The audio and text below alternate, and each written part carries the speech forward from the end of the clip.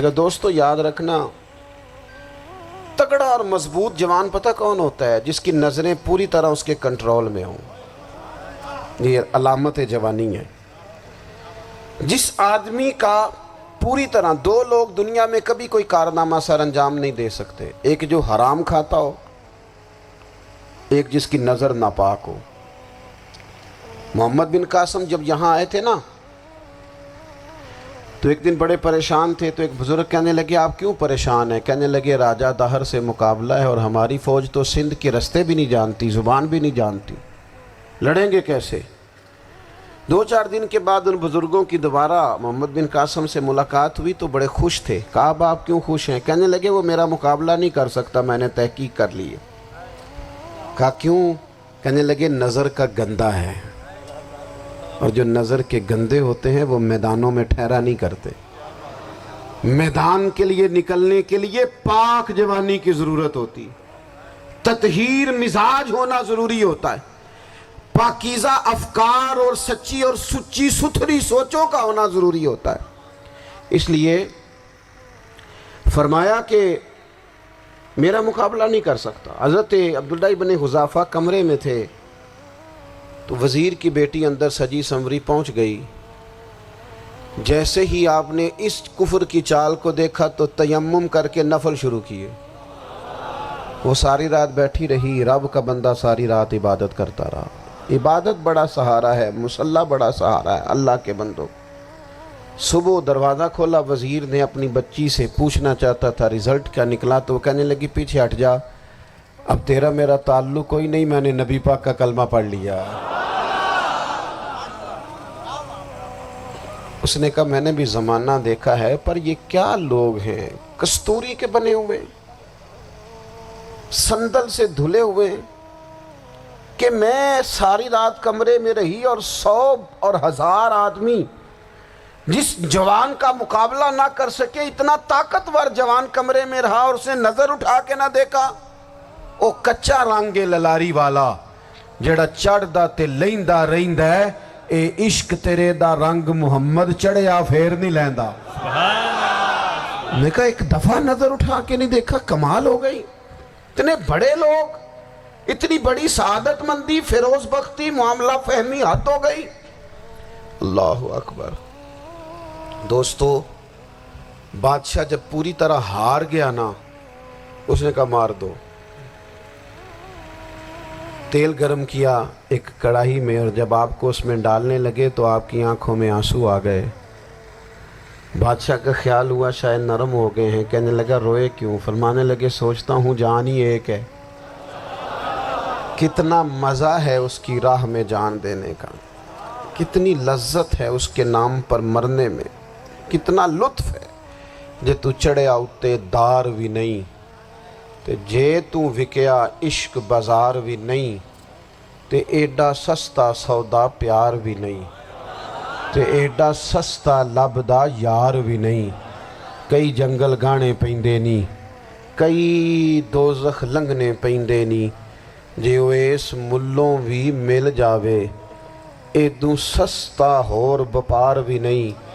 تے کچھ سمجھ نہ آوے لوکاں نوں وہ کادے نال شہید کرے، ڈٹھی یار دے ہاتھ تلوار بھی نہیں، پر او دا خالی جاندہ وار بھی نہیں۔ کہنے لگے ایک جان ہے نا، تو دل کرتا ہے ہزاروں ہوتی تو ایک ایک کر کے محبوب کے نام پہ قربان کرتا، جب میرے پاس ہے ہی ایک، کروں کیا؟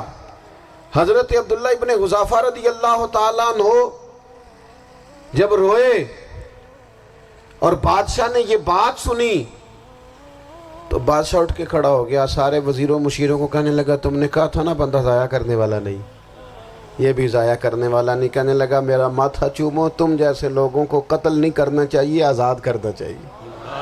عزیز اپنی زندگی سے نا یہ بہت زیادہ ہرس، ہوس، طمع، اور یہ کسی بات کی بھی ہو، ہرس صرف پیسوں کی نہیں ہوتی، شہرت کی بھی ہوتی ہے، یہ بیماری انسان کو اقتدار کی بھی ہوتی ہے، تعریف کی بھی بیماری ہوتی ہے، یہ سارے نقص ہوتے ہیں لوگوں کو، اور معاذ اللہ بعض جبوں کبوں کے اندر بھی ہوتے ہیں، وہاں بھی پنپتے ہیں۔ اپنی زندگی جب تک اس سادگی میں نہیں لاؤ گے جو رسول پاک نے عطا فرمائی ہے، جب لوگ آسانیوں میں پوری طرح الجھ گئے تو پھر وہ دور ہوئے اور کفر چڑھ گیا۔ دوسری بات، اللہ کے محبوب صلی اللہ تعالی علیہ وسلم کی محبت ہم سے تقاضا کرتی ہے کہ ہم اس مشن کے لیے کام کریں جس مشن کے لیے رسول پاک نے کام فرمایا ہے۔ ہم سارے کام بڑی مضبوطی سے، سوچ سمجھ کے، تدبر سے، حکمت سے، تقاضوں کو مد نظر رکھتے ہوئے کرتے ہیں۔ سارے کام، دین کے کام میں ہمارا مزاج نہیں ہوتا۔ او ہو جائے گا جی، آپ بسم اللہ پڑھیں جی، شروع کریں جی۔ آپ تقاضوں کو سمجھیں، چیزوں کو دبائیں نہیں، چیزوں پر غور کریں۔ کسی کے ذہن کی سطح پر سوال ابھرتا ہے، اس کا تسلی بخش جواب دیں۔ اپنی زندگی میں دین کے کام کے لیے اپنے آپ کو وقف کریں، اور دین کے کام کے بہت سارے پہلو ہیں۔ ہزاروں لوگوں کو قرآن پاک ٹھیک پڑھنا نہیں آتا، ہزارہا لوگ ہیں جو قرآن مجید کے مطالب سے آگاہ نہیں ہیں، دین کی بنیادی ضروریات سے لوگ نابلد ہیں۔ میں آپ کو کس طرح یہ بات سمجھاؤں کہ ہزاروں کی تعداد میں طلاقیں اس لیے ہوتی ہیں کہ مردوں کو طلاق کے مسئلے نہیں آتے، انہیں پتہ نہیں ہے کہ مجھے حقوق زوجین کے معاملے میں کیسے چلنا ہے۔ ڈھیر سارے گھروں میں تباہی اس لیے ہے کہ تربیت اولاد کا دینی منہج ہمیں نہیں پتا۔ اپنا حصہ ملائیں دین کے کام میں۔ ایک آدمی کو اگر تو نمازی کرنے میں کامیاب ہو گیا، تیری زندگی بدل گئی۔ وہ دین بیزار لوگ جو ہمارے بیچ بیٹھ کے ہماری نوجوان نسل کو پگڑی اور داڑھی کا نام لے کے بنیادی طور پر دین سے دور کرتے، ایسے نوجوانوں کو دین کا پیغام محبت دے کر دین کے قریب کرنا ہماری ڈیوٹیوں کا حصہ ہے۔ ہمیں ذمہ داری کا احساس کرنا پڑے گا، ہمیں یہ خاص قدم اٹھانا پڑے گا، توجہ دینی پڑے گی۔ مساجد، مدارس، میں آپ سے عرض کروں، اتنی ڈٹ کے مخالفت ہوتی ہے نا مدرسوں کی، اتنی ڈٹ کے۔ میں ادارہ چلاتا ہوں، اس کے چلانے میں جو مشکلات ہیں وہ تو ہم بتا نہیں سکتے آپ کو، اس لیے کہ میری قوم، میرا اس قوم سے تعلق ہے جو نعت خواں امیر کرنا چاہتی ہے، مدرسے نہیں۔ ہاں، نقیب خطیب پیدا کرنا چاہتی ہے، شعر و شاعری کی زندگی کو پروان چڑھانا چاہتی ہے۔ فقط ہمارا ان لوگوں سے تعلق ہے جو لاکھوں کروڑوں روپیہ محافل پہ لگائیں گے، اور قاری صاحب بیچارے اگر مسجد کا کوئی ہونے والا کام کسی وقت بتا دیں گے تو وہ بڑی مشکل آ جائے گی ان کے لیے۔ یہ کیسے ہو سکتا ہے، آپ نے یہ ڈیوٹی بتا دی۔ مدارس، اور جتنا اہم رول دین کو پھیلانے میں مدارس اسلامیہ کا ہے، اتنی زبردست، لوگوں کا خیال ہوتا ہے میری طرح کے لوگ شاید کام کرتے ہیں، ڈیوٹی کرتے ہیں۔ یہ 10-15 لوگ آپ کو نظر آتے ہیں جو آپ کو کہیں میڈیا پر یا ادھر ادھر ڈیوٹی کرتے، مخلص لوگ اپنی جگہ پہ، وہ بھی بڑا ہی کام کر رہے ہیں، جو میڈیا پہ آ کے بھی اخلاص سے اور درد دل سے کو دین کی، ان کی بھی کسی بات کی حوصلہ شکنی نہیں۔ لیکن ہزارہا اساتذہ جو مدارس میں بیٹھ کے پڑھاتے ہیں، جنہوں نے وہ سارے لوگ تیار، آپ سمجھ نہیں سکتے کتنا بڑا کام۔